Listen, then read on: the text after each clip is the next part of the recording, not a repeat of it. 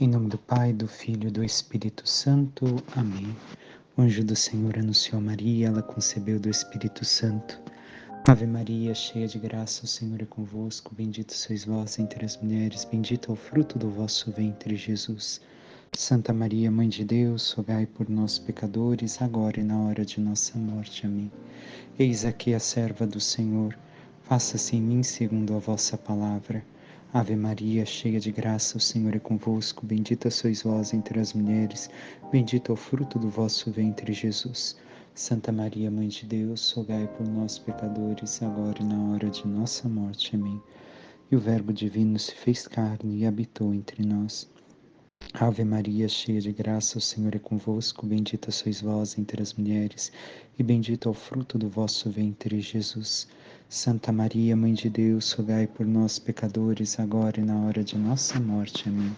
Rogai por nós, Santa Mãe de Deus, para que sejamos dignos das promessas de Cristo.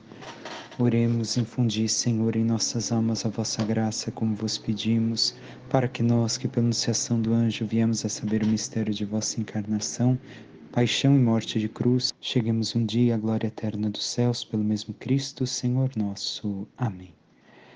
Caríssimos irmãos e irmãs, quem vos fala uma vez mais é o Frei Antônio Rafael, e hoje nos encontramos para meditar o 14º domingo do tempo comum. O Senhor hoje, mais uma vez, tem muito a nos ensinar, a pedir de cada um de nós na nossa vida, a nossa fidelidade a Ele. Mas o que o Senhor tem para nos dizer? O que devemos de colher dos frutos da celebração da liturgia de hoje? O que devemos de tocar em nossas vidas e mudar conforme a vontade do Senhor? A leitura de hoje, primeira leitura da profecia de Ezequiel, nos mostra justamente a vocação de Ezequiel. E nessa leitura vemos o que Jesus vai viver, em especial no Evangelho que hoje se nos é apresentado. Mas quem é Ezequiel? Por que da sua vocação? Ezequiel é sacerdote. E sacerdote, recordemos, para o povo judeu se nasce. Desde criança foi colocado neste caminho, educado como um sacerdote, para viver aquilo que também seus antepassados faziam. E esta é a vocação inicial de Ezequiel. Mas o Senhor não se contenta somente com isso e o chama a ser profeta, como nos é relatado justamente também no texto de hoje. Como nasce esta vocação de Ezequiel? Da mesma forma que nasce a nossa. Ainda esta semana, meditando na comunidade onde estava celebrando as missas dessa semana, recordava: no nosso batismo, como bem sabemos, nos tornamos sacerdotes, profetas e reis. E, justamente, nós devemos de olhar, na leitura de hoje, esta vocação a sermos profetas que o Senhor nos chama. De que forma Ezequiel sentiu esse chamado? Justamente da sua experiência profunda e íntima com Deus, da sua intimidade, da sua vida de oração. Não viveu somente de uma forma superficial o seu sacerdócio, mas tinha uma vida de intimidade tão grande com Deus que escutou o Senhor o chamar. E aqui devemos de olhar para nós. Não devemos de esperar coisas mirabolantes ou ainda coisas miraculosas, sinais que nós queremos ver para assim vermos o chamado de Deus. Mas devemos de entender que é na intimidade, na nossa experiência profunda dele, que justamente nós vamos escutar a sua voz e ele vai poder falar em cada um de nós. E a leitura, o que nos diz? Naqueles dias, depois de ter me falado, entrou em mim um Espírito. Como bem sabemos, é o Espírito de Deus que me pôs de pé. Então eu ouvi aquele que me falava, o qual me disse: aqui devemos de ter claro conosco que desta experiência íntima e profunda é a sua fé, o seu amor a Deus e a sua causa, aquilo que Deus quer, para que se realize e se manifeste a obra de Deus. O Espírito aqui retratado, como bem sabemos, é o Espírito Santo. E o Senhor, através do seu Espírito Santo, suscita aqueles que devem falar, ou seja, a todos nós, enquanto batizados, enquanto unidos a Ele. É o Espírito que age em nós. Mas, recordemos, o Espírito Santo não apaga as nossas características pessoais e nem as nossas aptidões. Ele utiliza das nossas características pessoais e aptidões para realizarmos, para profetizarmos, para falarmos em nome de Deus. E cada um vai agir de uma forma diversa. Eu tenho o meu jeito de me expressar, de anunciar aquilo que Deus pede, e cada um de vocês que me escutam também, com suas características pessoais e aptidões pessoais, o Senhor quer utilizar através de uma vida íntima, através do seu Espírito Santo, cada um para anunciar aquilo que o Senhor pede. Mas devemos recordar que ser profeta, como vamos ver adiante, não é falar o que eu quero. Não é falar o que eu acho melhor, o que eu acho bom, mas o que o Espírito Santo nos suscita. O que o Espírito de Cristo nos suscita. Nós devemos de ter claro aqui que já é, como dizem as Escrituras, os ensinamentos para nós, é no Espírito de Cristo. O mesmo Cristo que viria é aquele que fala também através dos profetas, através do seu Espírito Santo. E devemos de ter claros para cada um de nós que quanto mais o Espírito Santo está em mim, mais eu serei eu mesmo e desenvolverei os meus dons. Muitas pessoas às vezes têm medo de se entregar plenamente na intimidade, na vida de oração, na busca de Deus, no conhecimento pleno da fé, porque acha que vai deixar de ser aquela pessoa que pensa que deve ser. Mas não, o Espírito Santo, quanto mais estamos com ele, mais nós nos tornamos nós mesmos e nos desenvolvemos. E o que o Espírito disse a Ezequiel? Filho do homem, eu te envio aos israelitas, nação de rebeldes que se afastaram de mim, cabeça dura e coração de mim. Eles e seus pais se revoltaram contra mim até o dia de hoje. Primeira coisa, filho do homem aparece cerca de 90 vezes no texto de Ezequiel. Por quê? Recordamos que quando se fala de Jesus, se fala da glória de Deus, daquele que é o homem por excelência. Mas ao falar de Jesus também fala neste sentido em que se refere a Ezequiel, que é a fragilidade humana do homem feito do Adamá, da terra. O homem é frágil. Ele é somente um instrumento do qual Deus quer se utilizar para anunciar aquilo que deve de anunciar a todos, anunciar ao mundo. Nós reconhecemos que somos frágeis, que somos instrumentos de Deus, ou nos achamos superiores por causa da vida de fé que levamos, a caminhada que temos, e não recordamos aquilo que somos? Somos feitos do pó da terra. Por 90 vezes em Ezequiel vai aparecer isso. Estamos no 2º capítulo. Então, ao longo de toda a profecia de Ezequiel, o Senhor o recorda quem ele é. E também ele se recorda de quem é. Mas e nós? Nós reconhecemos que somos seres humanos frágeis, que somos instrumentos nas mãos de Deus e que é Ele que fala através de nós? E o Senhor fala que se revoltaram contra Ele. Somente o povo daquele tempo? Não, bem sabemos que a nossa cultura atual quer se desfazer do cristianismo, quer se desfazer de Cristo, quer se desfazer da Igreja Católica e também se revoltaram contra Deus. Bem vemos isto hoje. Como vemos, o Senhor não fala somente a Ezequiel, mas pede também que nós realizemos a nossa vocação de profecia, a qual Ele nos deu através do batismo, pela obra do Espírito Santo. E continua a leitura. A estes filhos de cabeça dura e coração de pedra, vou te enviar e tu lhes dirás. Assim diz o Senhor Deus. O Senhor já indica, caríssimos irmãos e irmãs, que não vai ser fácil realizar aquilo que Ele nos pede, porque tem cabeça dura e coração de pedra. Assim encontramos pessoas, às vezes em nossa família, em nosso núcleo mais próximo, aqueles que nós tanto desejamos a conversão, tantas vezes têm a cabeça dura e coração de pedra.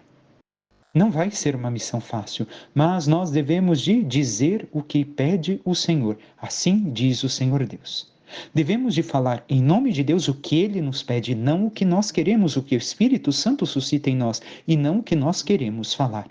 Não devemos de falar para agradar, para sermos pessoas ótimas, mas sim aquilo que o Senhor pede que anuncie, a fé, A fé em Jesus Cristo, a salvação, a conversão, a mudança de vida, o abandono dos pecados, o retorno para Deus, a confissão, os sacramentos, etc, etc, etc. É isso que nós devemos de anunciar. Assim diz o Senhor Deus, é Ele quem fala, não somos nós. Não deve de ser palavra nossa ou aquilo que achamos mais bonito de anunciar, mas toda a palavra de Deus, todo o conteúdo da fé. E segue a leitura dizendo: quer te escutem, quer não, pois são um bando de rebeldes, ficarão sabendo que houve entre eles um profeta. Então, vemos, sendo rebeldes, recordamos, a missão não vai ser fácil.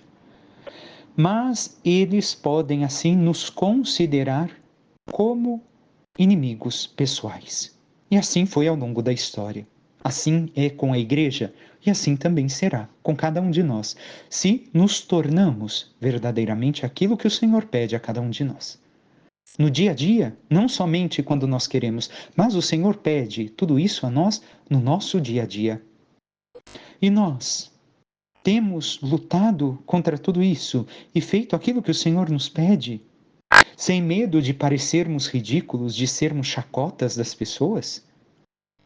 Mesmo que não acolham, nós devemos de reconhecer que, sendo rebeldes, devemos de espargir, lançar as sementes sobre todos os terrenos, e elas vão frutificar no momento oportuno para aqueles terrenos que estão aptos a produzir frutos. Saberão que houve um profeta entre eles. Podem nos ridicularizar por sermos católicos, por vivermos a nossa fé, por anunciarmos o Evangelho, fazerem chacota conosco, mas em algum momento lhes será claro que houve um profeta entre eles e temos realizado e cumprido a profecia que o Senhor pede a cada um de nós? O refrão do salmo de hoje nos diz: os nossos olhos estão fitos no Senhor, tende piedade, ó Senhor, tende piedade. E continua dizendo o salmo: eu levanto os meus olhos para vós que habitais nos altos céus. Onde deve de estar o nosso olhar? Voltado para os céus. É para lá que deve estar voltado o nosso olhar. Mas segue um pouquinho mais adiante o salmo: como os olhos das escravas estão fitos nas mãos de sua senhora, assim nossos olhos no Senhor até de nós ter de piedade. Como os olhos dos escravos estão fitos na mão do seu senhor. Estão fitos naquilo que o dedo do Senhor e da Senhora apontam para ser realizado.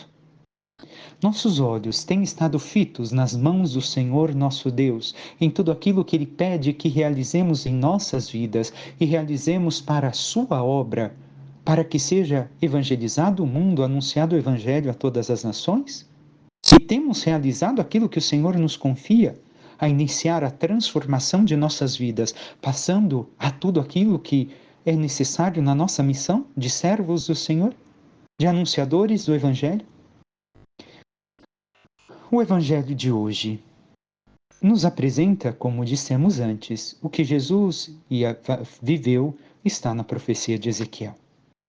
Mas vamos nos localizar brevemente onde nos encontramos. Primeiramente, Jesus já esteve em Nazaré em um outro momento, onde escutamos aquele evangelho que falava da mãe e dos irmãos de Jesus que foram buscá-lo. Nós meditamos isso ao longo. E também aconteceram as discussões com os fariseus, algumas coisas foram acontecendo e o que antecede imediatamente o evangelho que nós escutamos hoje? A fé de Jairo e de sua esposa na ressurreição de sua filha. É justamente o que nos é apresentado no evangelho que antecede. Então estamos vendo em contraposição a pessoas de muita fé, aqueles que não vão ter fé no Senhor. Um momento em que expressaram grandemente a sua fé e outro momento em que não reconhecem quem é Jesus e não manifestam a fé no Senhor. Entremos no texto. Jesus foi a Nazaré, sua terra, e seus discípulos o acompanharam. Nós de ver aqui que Jesus está na sua terra natal, onde cresceu, no meio de todos. E eles vão rejeitá-lo, enquanto os outros povos vizinhos, Cafarnaum e todas as cidades vizinhas, vão ter a fé no Senhor e não vão rejeitá-lo. Quando chegou o sábado, começou a ensinar na sinagoga. Todos o conheciam, era um povoado de 200 a 300 pessoas na época de Jesus Nazaré. E assim Jesus está realizando aquilo que é a fé do povo de Israel. Ai daquele cristão que diz, eu sou católico sem igreja, não preciso ir na igreja. Jesus é o grande exemplo de que ia todo sábado na sinagoga. E ele era um judeu, mas mais do que judeu. Ele era o próprio Deus encarnado, segundo a nossa fé católica apostólica romana. Jesus é Deus e não deixou de fazer aquilo que era próprio da sua fé. E tem católicos que ainda vão dizer que não precisam ir na igreja, não precisam estar na igreja, não precisam ir na missa. Tenhamos claro isso. O Senhor estava ali presente como um bom judeu. Muitos o escutavam, ficavam admirados e diziam, como bem sabemos, conheciam a Jesus desde a sua infância. E encontramos um primeiro momento de perguntas. De onde recebeu ele tudo isso? Como conseguiu tanta sabedoria? E esses grandes milagres que são realizados por suas mãos? Tinham conhecimento de tudo aquilo que Jesus realizava, escutaram tudo aquilo que Jesus falou, viram que a sabedoria não era meramente humana, mas que deveria de ser algo diverso, porque Jesus humanamente não haveria conseguido tudo aquilo naquele povoado no qual cresceu. Mas aqui nós vemos esse primeiro momento de encantamento daquele povo de Nazaré para com Jesus. Mas também devemos de ver que justamente logo em seguida, e neste evangelho encontramos o confronto entre a humildade de Deus e o orgulho. Eles não são capazes de conceber um Deus humilde. Têm a sua ideia tão fixa de Deus, que Deus deve de ser assim, assado, que não reconhecem na humildade de Cristo, o Deus encarnado, e não conseguem assim viver a sua fé em Cristo. Têm a fé em Deus, mas naquele Deus que eles imaginam, que eles conhecem, que não é Jesus. E continuam os questionamentos e passamos a um segundo momento de perguntas. Este homem não é um carpinteiro, filho de Maria, irmão de Tiago, de José, de Judas e de Simão? Suas irmãs não moram aqui conosco? Aqui, neste segundo momento, vemos esta falta de fé em Jesus, este orgulho que eles têm, de que Deus veio para salvar o povo de Israel da forma que eles esperam, e não pode ser Jesus, esta pessoa. Rejeitam a Jesus. Porque o conhecem? Sabem quem é sua mãe? Quem são seus parentes? Quem são suas parentes? E assim não podem acreditar que Jesus é aquele que está anunciando. E nos sinais menores, mais pequenos, não conseguem reconhecer a fé que devem de ter. E aqui cabe a cada um de nós olharmos também para dentro de nós. Até onde vai a nossa fé em Jesus? Nós somos como os nazarenos, como povo de Jesus, que conhecemos, sabemos quem é, cremos saber tudo sobre Jesus, que não precisamos mais ter conhecimento algum? Não temos esta vida de experiência profunda, intimidade que teve Ezequiel? Não necessito, eu sei quem é Jesus, eu conheço, eu li, eu estudei, eu fiz. É assim que pensamos como aquele povo. Crer saber quem é Jesus? Recordemos, Jesus é Deus.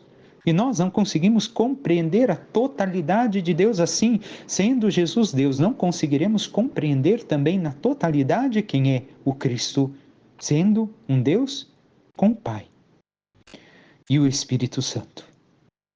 E por conta disso, eles veem quem é Jesus e não reconhecem que Deus fala pelas pessoas no nosso dia a dia. Nós devemos de ver, caríssimos irmãos, algumas pessoas Deus dá a possibilidade de terem uma experiência mística, uma experiência de oração profunda, em conhecerem algo de Deus por causa da sua intimidade e desta experiência com o Senhor, e que sabem que aquilo que Deus está falando é propriamente de Deus, não tem como ser de outro lugar, e não podem partilhar e não tem como partilhar com outras pessoas. Mas nós devemos de reconhecer também que o Senhor fala conosco no dia a dia, com as pessoas no nosso cotidiano.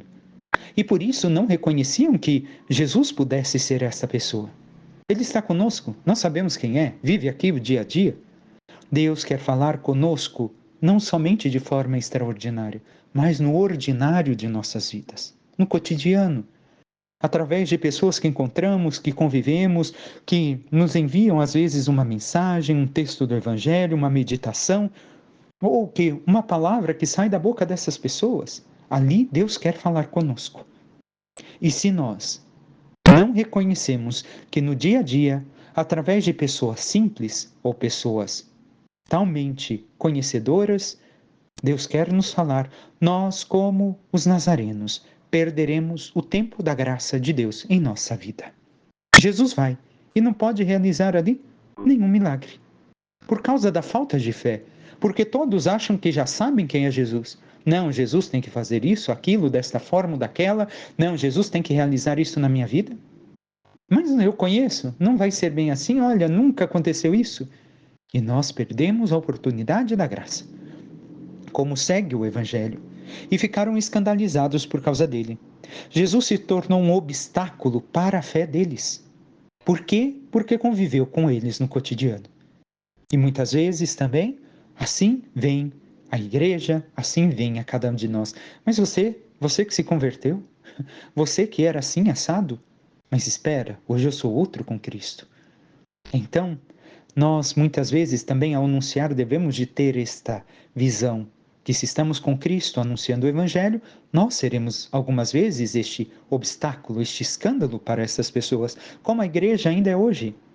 Quantas pessoas não acusam a igreja de coisas que não aconteceram ou que aconteceram de pecadores que viveram na igreja? E recordemos, a igreja é feita de santos e pecadores.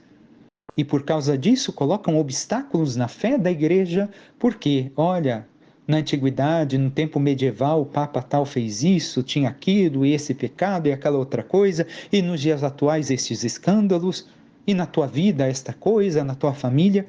Devemos de ter fé, devemos de confiar e continuar anunciando o Evangelho, continuar escutando Deus que nos fala no dia a dia através de pessoas que, às vezes, até mesmo nós não esperávamos. E Jesus lhes dizia, um profeta só não é estimado em sua pátria, entre seus parentes e familiares.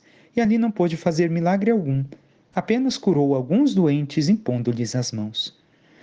E admirou-se com a falta de fé deles. Falta de fé, a dureza de coração. Jesus não pôde fazer nenhum milagre, porque acreditavam saber quem ele era e ele não tinha condições de realizar. A igreja, vocês, você vem me dizer de Jesus, não preciso escutar o Evangelho, não preciso. Estamos vendo? Continua em nossas vidas este mistério de Cristo, no seu Evangelho. Mas nós temos insistido mesmo com a dureza do coração das pessoas, a anunciar, a percorrer, a ensinar o Evangelho, a vida de santidade, a busca de Deus a todos. E devemos de recordar também através deste Evangelho que no cotidiano ou a nossa fé é vivida todos os dias ou é hipocrisia. Se eu só vivo a minha fé e recordo dela quando vou à igreja no domingo ou quando algumas coisas acontecem no momento de piedade e depois no resto do meu dia a dia eu esqueço e vivo como pagão, é hipocrisia. Não vivo a fé. Estamos vivendo a nossa fé em Jesus? E, além do mais, no cotidiano de nossas orações e a cada domingo que nós frequentamos a missa, nesta vida curta que nós temos, são pouquíssimos, poderíamos dizer, os domingos que nós vivemos, mas estes domingos, nós vamos ao encontro do Senhor, estamos lá para escutá-lo, para receber seus sacramentos, para receber o mistério da Eucaristia. E quando nós voltarmos a casa, nós voltamos com mais fé ou com a habitual indiferença? Nada mudou, o que o padre falou pouco importa, não, olha, eu sei o que é melhor. Somos indiferentes para com Deus? Como este povo foi indiferente para com Cristo? Devemos de ver também algumas coisas que passamos, mas quando chamam de filho de Maria, devemos de recordar que aqui quando chamam os irmãos de Jesus, são, como já meditamos em algum evangelho anteriormente, os parentes mais próximos, o clã familiar. Todos eles eram chamados irmãos. Por quê? Porque no hebraico aramaico tem pouquíssimas palavras, enquanto o português tem 200.000, o hebraico aramaico, creio que o aramaico são pouco mais de 6.000 vocábulos. Mas podemos ver que em nenhum momento falam o nome de Jesus. Não falam o seu nome. E o chamam de filho de Maria. Por que filho de Maria? Para nós é motivo de fé, é motivo de alegria, porque verdadeiramente Jesus é o filho da Santíssima Virgem Maria, concebido por obra do Espírito Santo. Na sua virgindade, Maria, antes, durante e depois do parto. Mas aqui quer simbolizar também para o povo judeu um insulto, porque o homem era, as crianças, os filhos eram, mesmo com a morte do pai, reconhecidos como filho de fulano, do pai e não da mãe. Aqui estão insultando a Jesus. Nós, quantas vezes, talvez, de uma forma diferente, também insultamos ao Senhor. Quanto à segunda leitura, passemos para o que São Paulo nos diz, avançamos diversos capítulos, estamos encerrando a carta de São Paulo aos Coríntios, a segunda carta. No capítulo 12, diz a nós: para que a extraordinária grandeza das revelações não me ensoberbecesse, foi espetado na minha carne um espinho, que é como um anjo de Satanás a esbofetear-me, a fim de que não me exalte demais. Devemos de ter claro aqui que, no início deste capítulo, Paulo está falando um pouco sobre que oculta a sua intimidade espiritual com Deus. Ele não se orgulha disso. Ele não diz, eu tenho esta oração, Jesus. Ele recorda, sim, que Jesus apareceu mais há 14 anos atrás. Jesus lhe apareceu, teve revelações, teve experiências, mas com humildade. Ele oculta o seu relacionamento íntimo com Deus. Ele não se vangloria disso. Não precisa ficar demonstrando aquilo que é. Que tristeza, porque infelizmente no meio católico, quantas pessoas já cheguei a conhecer que se orgulham, que mostram, que falam, e em pequenos grupos, grupos de oração, ou nisso, naquilo, não, porque eu, olha o que Deus me fez. Não devemos de falar com orgulho. Devemos de reservar a poucos momentos com quem falar, e às vezes as pessoas certas com quem falar, como um diretor espiritual ou um confessor, que algumas vezes vai poder entender, como tantas vezes acontece de nós escutarmos, ou em uma confissão, ou em alguma direção espiritual, um aconselhamento, um momento assim que uma pessoa teve. E assim Paulo não se vangloria disso. Fala, oculta a sua intimidade com Deus. Mas ele continua, para que não me ensoberbecesse, foi espetado na minha carne um espinho. O que é esse espinho? Como bem sabemos, há diversos estudos com diversas possibilidades. Mas uma possibilidade aqui é a perseguição nas comunidades que Paulo fundou. Ele estar sendo perseguido. Não acolherem a mais aquele evangelho que ele havia anunciado. Tudo aquilo que ele deixou para que o povo crescesse na fé foi abandonado em troca de outras coisas que foram deixadas ali por aqueles que quiseram ensinar uma fé diferente daquela que Cristo deixou para Paulo e Cristo deixou para a sua igreja. E continua São Paulo: a esse propósito roguei 3 vezes ao Senhor que o afastasse de mim, mas ele disse-me: basta-me a minha graça. E aqui vemos que o Senhor não diminui aquilo que Paulo tem que passar, não reduz a carga, mas duplica suas forças com a graça. Nós devemos de ver que muitas vezes nós pedimos para que o Senhor retire algumas coisas de nossa vida, mas, como diz São Paulo em Romanos, nós não sabemos o que pedir, o que devemos pedir. Aqui, o que o Senhor diz é que ele daria a graça para que Paulo vencesse este espinho na carne, como tantas vezes pode ser que queira fazer o mesmo conosco. Não vai retirar-nos da situação que estamos passando, mas nos dar a força, a sua graça para lutarmos contra aquilo que devemos de lutar. E continua o Senhor, pois é na fraqueza que a força se manifesta. Devemos de ter claro que sem combate o guerreiro não cresce. Não cresce na luta, não sabe lutar.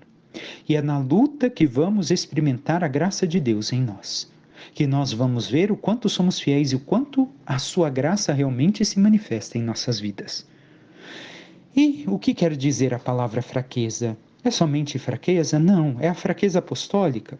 Recordemos, Paulo mesmo diz que por último o Senhor falou a mim como um aborto. Então, ele não tem a força dos apóstolos, mas através da sua fraqueza no apostolado, mesmo assim o Senhor anuncia aquilo que quer, através dele. Por isso, de bom grado, eu me gloriarei das minhas fraquezas, para que a força de Cristo habite em mim. Então, a graça de Deus é que realmente vai habitar em nós, falar através de nós. Eis porque eu me comprazo nas fraquezas, nas injúrias, necessidades, perseguições e angústias sofridas por amor a Cristo, pois quando eu me sinto fraco, é então que eu sou forte. Como vemos, Paulo retrata também aquilo que Cristo viveu no Evangelho e Ezequiel colocou na primeira leitura. Nós devemos de nos comprazer nas fraquezas, nas injúrias, nas necessidades, nas perseguições e angústias sofridas por amor a Cristo e seu Evangelho. Porque essa luta continuará.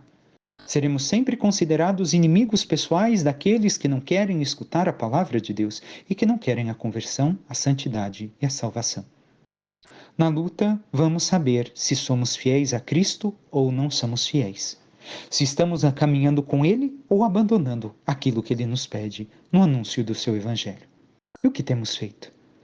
Temos nos gloriado de nossas fraquezas, continuado o nosso combate e crescido como guerreiros espirituais? Temos visto que o Senhor realmente, através de sua graça, é que manifesta tudo aquilo que deve através de nós? E experimentamos a sua graça em nossas vidas? Façamos com Paulo, irmãos e irmãs. E recordemos que uma coisa é dizer-se cristão, outra coisa é ser cristão de verdade, como hoje também nos pede, sejam as leituras que o Evangelho.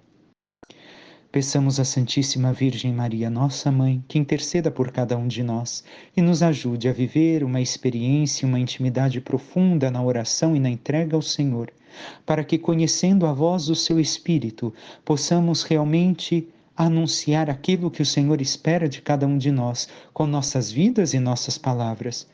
E, superando todas as dificuldades no combate, possamos assim, como Cristo, como Paulo, como todos os santos, que chegaram à glória de Deus, desde os mais intelectuais até os mais simples, anunciar o Evangelho de Cristo até as últimas consequências, para que, espargindo a semente do Evangelho nos corações, possam produzir os frutos de salvação que o Senhor espera. Louvado seja o nosso Senhor Jesus Cristo, para que sempre seja louvado. Por intercessão da Santíssima Virgem Maria, que Deus os abençoe em nome do Pai, do Filho e do Espírito Santo. Amém.